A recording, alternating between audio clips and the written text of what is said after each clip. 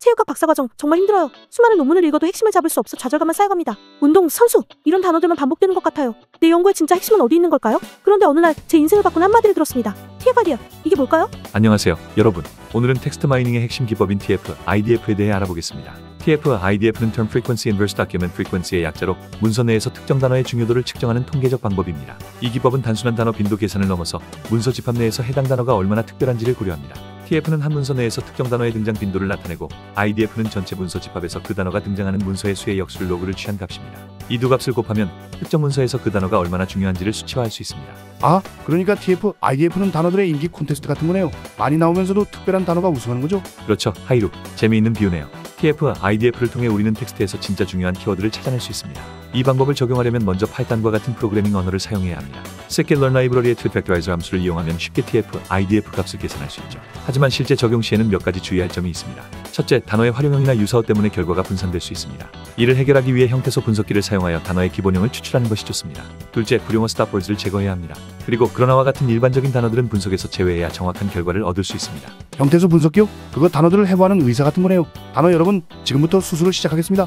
그렇게 볼 수도 있겠네요. 형태소 분석은 정말 중요합니다. 특히 한국어와 같이 조사나 어미가 복잡한 언어에서는 더욱 그렇죠. 이제 TF-IDF를 실제 연구에 적용하는 방법에 대해 이야기해 보겠습니다. 예를 들어 체육학에서 운동선수의 심리적 회복 탄력성을 연구한다고 가정해 봅시다. 먼저 관련된 수십 편의 논문을 수집합니다. 그 다음 이 논문들의 초록이나 본문을 TF-IDF 분석에 넣습니다. 그러면 회복 탄력성, 스트레스 대처, 자기 효능감 같은 핵심 개념들이 높은 TF-IDF 값을 가지게 될 겁니다. 이를 통해 연구의 중요한 키워드들을 객관적으로 파악할 수 있죠. 와, 그럼 TF-IDF는 연구의 숨은 영웅을 찾아내는 초능력 같은 거네요. 그렇게 표현할 수도 있겠네요. 하이루. TF-IDF는 정말 강력한 도구입니다. 하지만 주의할 점도 있습니다. 첫째, 너무 많은 문서를 한 번에 분석하려고 하면 처리 시간이 매우 길어질 수 있습니다. 이럴 때는 효율적인 알고리즘이나 병렬 처리 기술을 활용해야 합니다. 둘째, TF-IDF 결과를 맹신해서는 안 됩니다. 항상 연구자의 전문성과 직관을 바탕으로 결과를 해석해야 합니다. 마지막으로 TF-IDF는 단어 간의 의미적 관계를 고려하지 않는다는 한계가 있습니다. 이를 보완하기 위해 월디백이나 LDA 같은 고급 텍스트 마이닝 기법을 함께 사용하는 것이 좋습니다. 오, 그럼 이제 우리는 텍스트 마이닝 박사가 된 건가요?